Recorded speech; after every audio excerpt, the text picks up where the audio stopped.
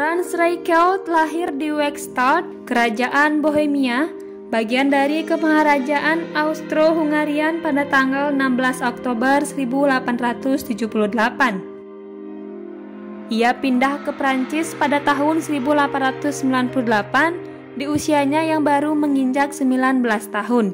Di sana ia menyewa sebuah apartemen dan membuka usaha penjahitan baju yang kemudian dijual kepada orang-orang Austria yang datang ke Paris. Tak lama kemudian, tepatnya pada tahun 1909, Franz resmi mendapat status kewarganegaraan Prancis. Dalam hidupnya diketahui Franz tidak pernah menikah, namun ia menjadi penjahit yang sangat sukses. Kala itu dunia penerbangan mulai berkembang dan berbagai kecelakaan mulai terjadi, sehingga dibutuhkan alat yang bisa menyelamatkan nyawa pilot jika terjadi hal-hal yang tidak diinginkan. Di samping itu, Franz tertarik dengan dunia penerbangan dan perkembangan baju parasut. Ia menjadi marah dengan maraknya kecelakaan yang terjadi di udara. Hal itulah yang kemudian melatar belakangi Franz untuk membuat teknologi keselamatan pesawat yang aman bagi setiap orang. Sehingga sepanjang hidupnya Franz berambisi untuk menemukan baju parasut yang bisa menyelamatkan nyawa pilot jika harus melompat dari pesawat. Mengawali harapannya itu, sejak Juli 1910, Franz mulai mengembangkan baju parasut. Baju parasut yang dibuatnya sebenarnya sama saja seperti pakaian pilot biasa, namun ditambahkan beberapa rangka, kanopi dari sutra dan beberapa karet pengikat yang memungkinkan pakaian ini dilipat. Kemudian untuk mempublikasikan desain parasut miliknya tersebut, Franz memutuskan untuk melakukan tes di Menara Eiffel.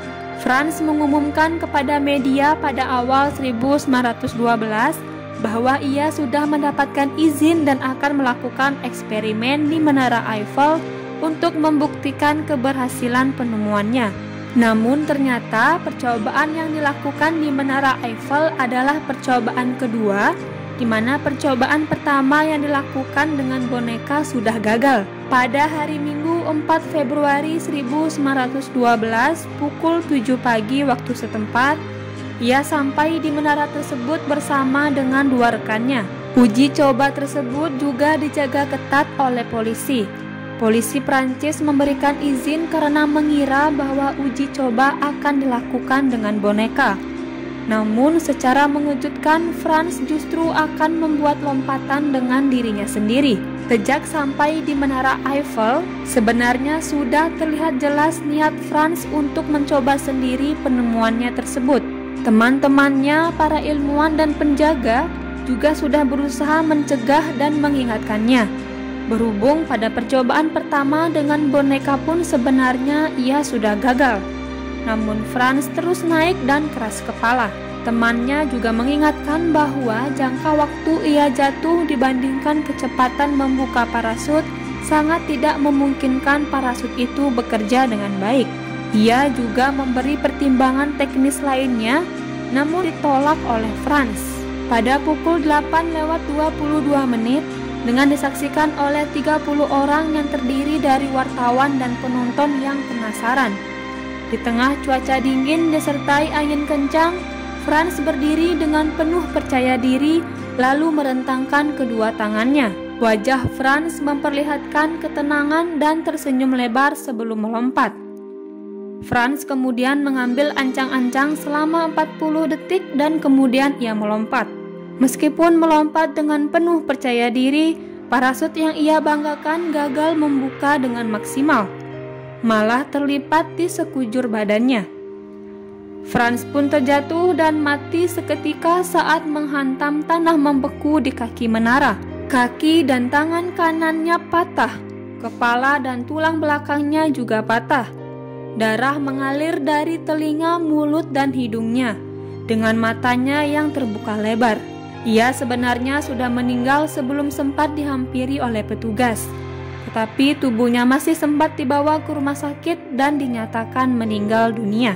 Setelah kematian Franz, Kepolisian kemudian memberikan pernyataan bahwa jelas-jelas Franz hanya mendapatkan izin untuk bereksperimen dengan boneka percobaan, bukan mencoba penemuannya dengan tubuhnya sendiri. Mereka jelas akan melarang seandainya tahu bahwa baju tersebut akan dicoba sendiri oleh Franz. Masalahnya adalah pada saat lompatan dilakukan, gerakan udara terlalu lemah untuk memperlambat kejatuhan Franz. Penggunaan sayap triangular pada baju parasutnya cenderung mendorong terjadinya gerakan meluncur, bukannya melambat secara vertikal. Memiliki akhir kisah yang tidak bahagia, keberanian dan penemuan Franz patut dihargai. Ia pun kini dikenang sebagai The Flying Tailor.